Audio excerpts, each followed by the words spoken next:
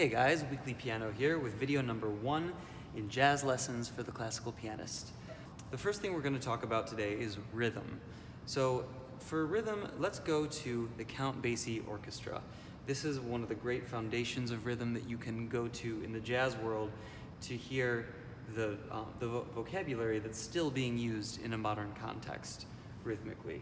What I like to do is, if you just go on YouTube, there are tons of really great concerts of the Count Basie Orchestra playing. So I'm just going to skip to a random part of a random... So this is Corner Pocket, the Count Basie Orchestra on YouTube. The first thing that you'll notice is the swing rhythm.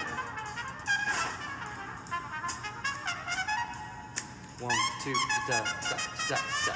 So that's the big difference between classical music and jazz music. Now, a lot of jazz has morphed this into different contexts, but there's always the swing. And when I say there's always the swing, it doesn't actually mean that it's always technically the swing in the way I'm about to describe it, but there is always a swing to the music because jazz is about feel. It's about portraying this emotion, and a lot of that emotion is portrayed through the rhythm of the music. Let's discuss just the basics of the swing rhythm. Now, if you don't have a swing rhythm, you have straight like 1 and 2 and 3 and 4 and 1 and 2 and 3 and 4. Now the and is the 8th note, and if you pull that 8th note back a little bit, people estimate it as a triplet, but it's not really a triplet. You can think about it as 1 and a 2 and a 3 and a 4 and a 1 and a 2 and a 3 and a 4, and on the is when you have the beat, so it's 1, a 2, a 3, a 4, a 1, a 2, a 3, a 4, a 1, a 2, a 3, a 4, 1, 2, a 3, a 4, a 1. And you hear that, and this is it's faster than that, but you hear that rhythm. 2 and 3 and 4, 1, 2 and 3 and 3 and 4 and 1 and 2 and 3 and 4 and da da da da da da da da da. So that's the swing rhythm. Now it's not exactly a triplet. It's more like it can be a little further back than a triplet. It can be a little like pulled forward further than a triplet. And different artists use that swing in different ways. It's one of the ways that you can tell of an artist's voice is how they treat the swing rhythm. And some people play it straight, but still it sounds like it's swinging because it's played with a certain feel. It's not like exactly on the beat, but it's consistent.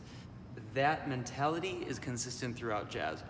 So to start to get a good swing feel, I want you to listen to a lot of the Count Basie Orchestra. So go onto YouTube, just every day, listen to some of Count Basie. Also, another great example of swing is Oscar Peterson. He mastered the swing feel, one of the swingingest players in history. So look up some Oscar Peterson. You can go this video is for beginners in jazz, so look up his C-Jam Blues. It's a great mid-tempo, mid-up-tempo example of a swing rhythm.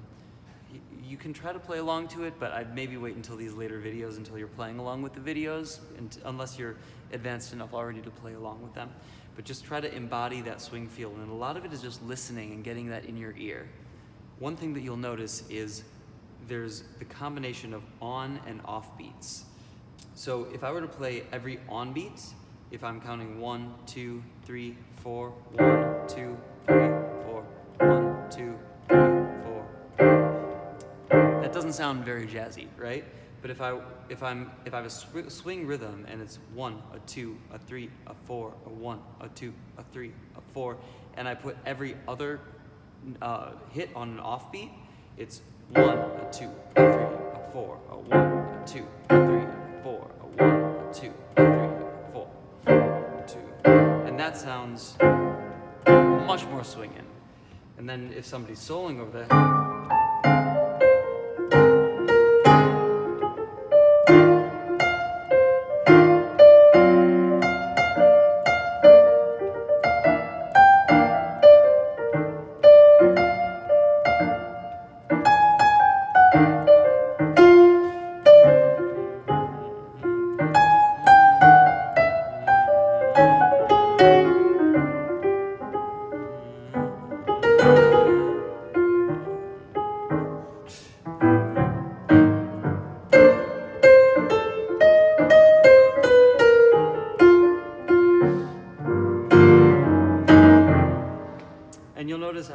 varying it a lot, but it's always a combination of on beats and off beats. A lot of these you'll get intuitively when you listen to Count Basie, and you'll be making your own sorts of arrangements as you're playing these rhythms. You know, so like if I'm doing a blues progression, I'm not going to just go like the whole time. I'm going to be like.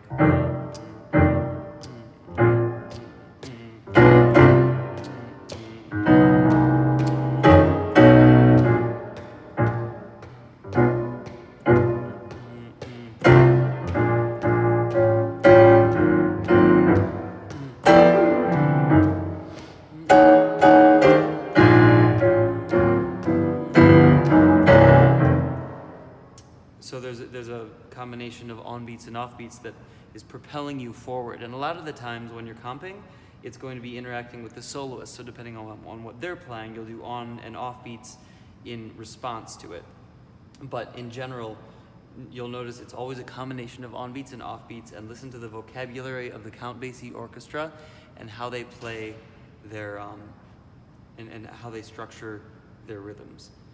So yeah, that's lesson number 1, talking about rhythm in a jazz context for classical players. So check out Count Basie and Oscar Peterson.